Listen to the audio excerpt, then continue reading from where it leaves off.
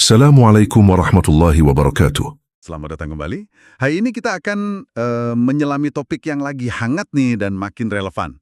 Asuransi syariah. Kita punya sumber oke nih kali ini, materi pengantar dari Azharuddin Latif yang ngebahas dasar-dasarnya. Jadi misi kita, bantu Anda biar benar-benar paham konsep utamanya, terus gimana cara kerjanya sesuai prinsip syariah, sama apa sih bedanya gitu ya, dari asuransi konvensional yang mungkin udah lebih Anda kenal. Siap? Langsung aja kita bedah yuk. Tentu, tentu. Ini topik penting banget, karena kan ini menyangkut gimana prinsip syariah itu diterapin di dunia keuangan modern ya, khususnya asuransi. Kita coba lihat nanti dari filosofinya sampai cara mainnya di lapangan gimana. Oke, mungkin pertanyaan paling dasar nih yang muncul di benak Anda. Emangnya kenapa gitu? Kok perlu ada asuransi syariah? Apa sih yang dianggap masalah gitu ya sama asuransi konvensional dari kacamata syariah? Iya, pertanyaan bagus. Jadi sumber kita ini menyoroti beberapa hal lah ya dalam asuransi konvensional yang dianggap kurang sesuai gitu dengan prinsip syariah. Sebetulnya ada 3 isu utama yang sering jadi pembahasan. Bukan berarti semua produk konvensional otomatis jelek ya, tapi ini area-area yang jadi perhatian khusus. Pertama nih ada unsur yang disebut garar. Bayanginnya gini deh, kayak ketidakpastian yang berlebihan. Atau kayak beli kucing dalam karung gitu.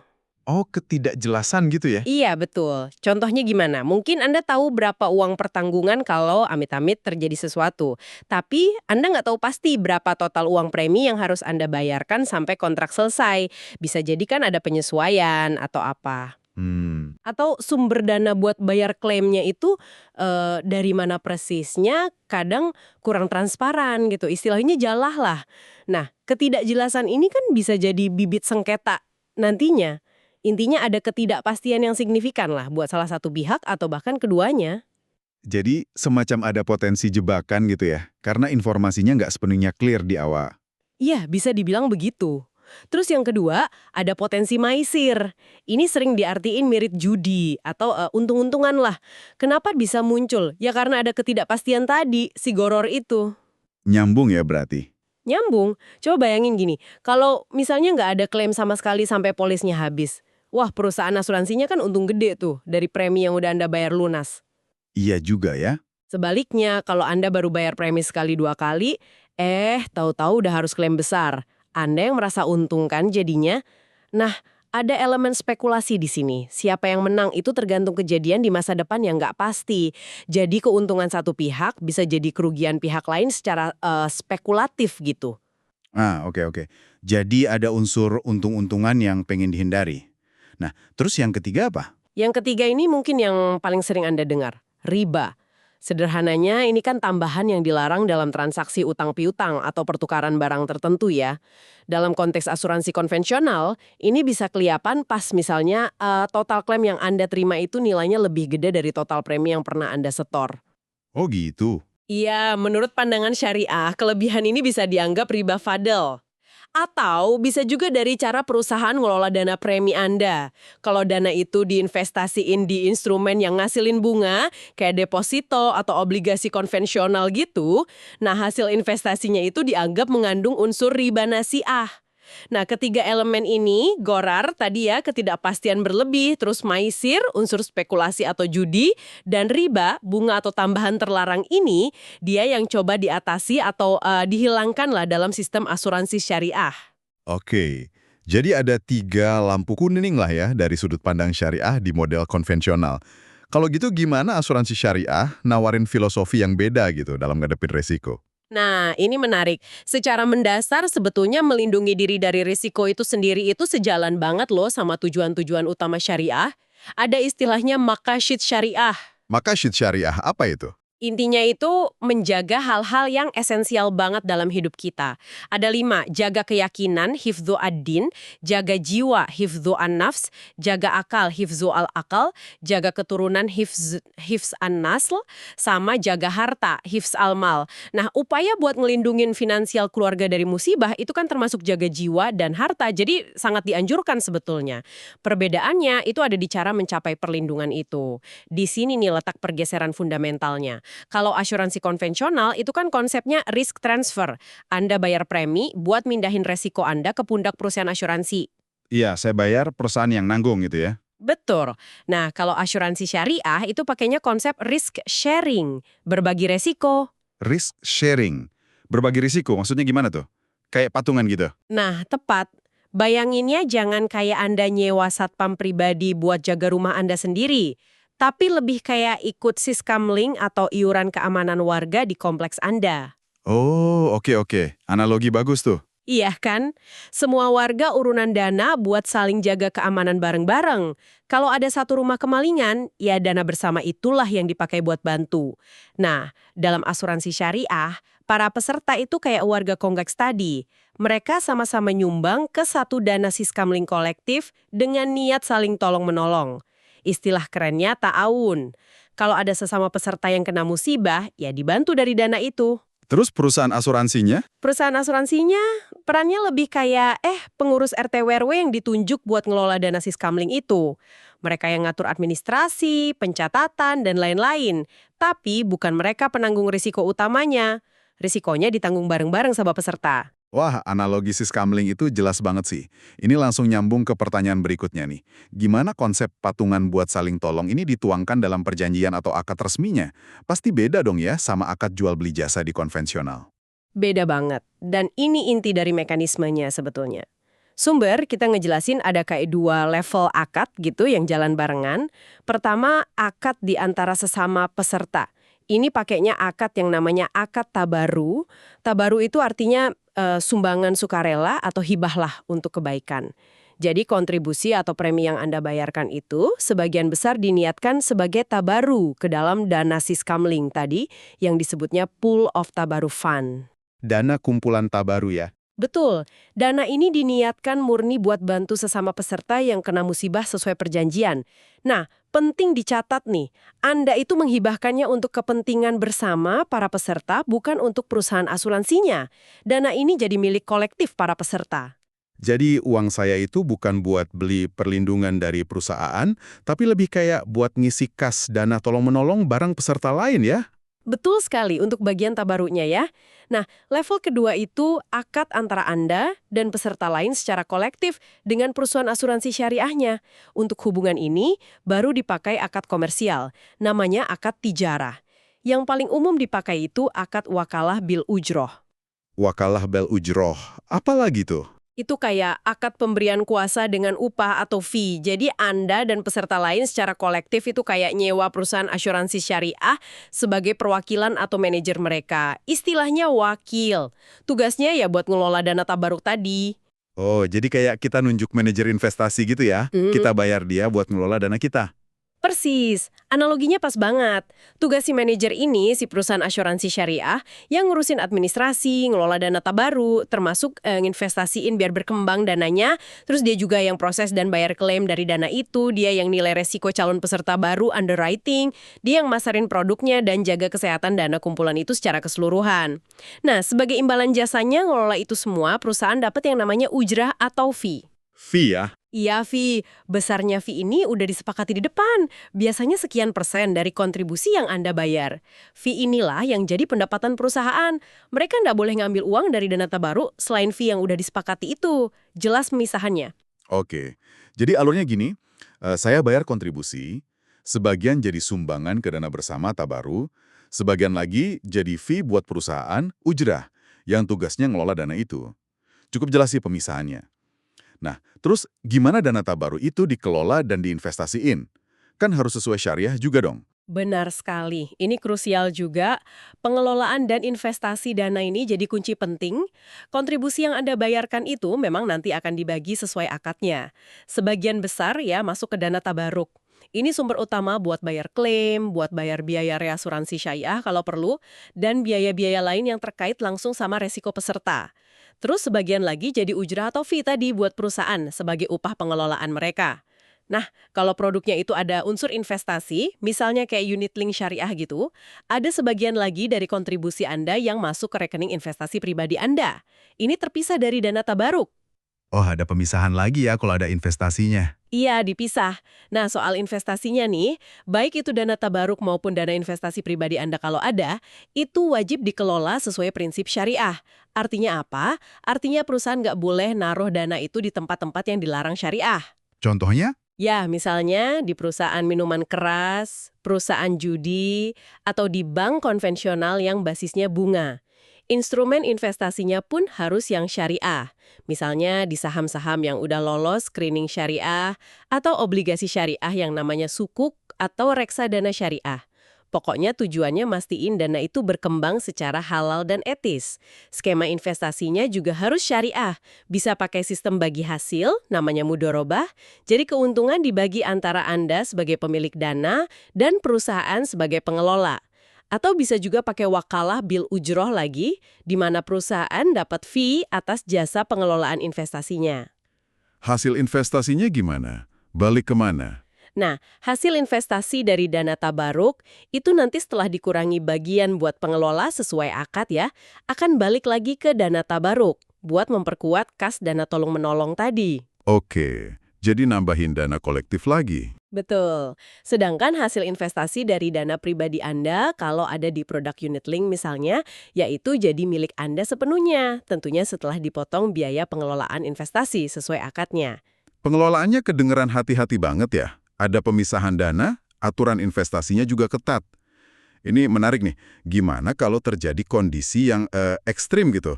Misalnya di akhir tahun, ternyata dana tabarut tuh sisa banyak banget setelah bayar klaim. Atau sebaliknya, malah kurang buat bayar klaim. Siapa yang untung atau siapa yang nombok jadinya? Pertanyaan bagus banget, dan ini salah satu pembeda yang paling nyata loh sama konvensional. Kita lihat dua skenario itu ya. Skenario surplus. Kalau setelah setahun jalan, semua klaim udah dibayar, cadangan udah disisihin, ternyata masih ada sisa uang nih di dana tabaru, ini namanya surplus underwriting. Nah, ingat tadi, dana tabaru itu punya siapa? Punya peserta bareng-bareng kan? Betul, milik kolektif peserta. Jadi surplus ini pun pada dasarnya haknya peserta. Nah, aturannya gimana? Berdasarkan fatwa dan regulasi OJK nih, surplus ini bisa 1. Dibagikan kembali ke peserta yang memenuhi syarat, misalnya yang nggak klaim tahun itu. Wah, kayak dapat cashback gitu ya? Bisa dibilang. Atau opsi kedua, dimasukkan lagi ke dana tabaruk buat memperkuat dana di tahun berikutnya. Jadi kas bersama makin kuat. Atau opsi ketiga, sebagian kecilnya bisa diberikan ke perusahaan sebagai bonus atau insentif karena udah ngelola dana dengan baik. Tapi ini harus jelas disebutin di akad awal. Beda jauh kan sama konvensional di mana surplus itu ya 100% jadi keuntungan perusahaan. Wah, jadi pesertanya bisa ikut ngerasain ya kalau Ya. pengelolaan dananya bagus dan klaimnya sedikit. Menarik? Betul, ada potensi dapat manfaat balik dari surplus. Nah, sekarang skenario defisit. Gimana kalau dana tabaruk ternyata, tekor, nggak cukup buat bayar klaim? Nah, ini gimana? Apa klaimnya nggak dibayar? Nggak gitu, disinilah peran perusahaan sebagai pengelola jadi krusial. Perusahaan itu wajib hukumnya buat nalangin kekurangan itu dulu. Pakai dana siapa? Pakai dana perusahaan sendiri, dana pemegang saham. Oh, jadi perusahaan yang nombok. Nombok sementara. Tapi penting talangan ini sifatnya pinjaman tanpa bunga ke dana tabaru. Istilahnya court.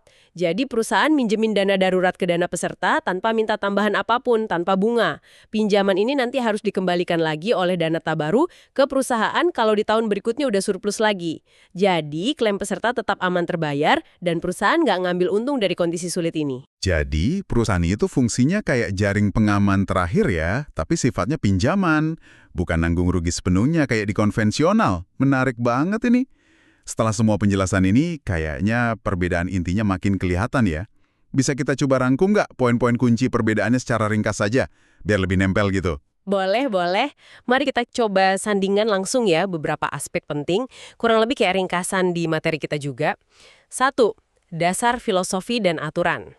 Kalau syariah, akarnya jelas dari Al-Quran, Sunnah, terus fatwa ulama, khususnya di SNMUI ya, plus hukum negara.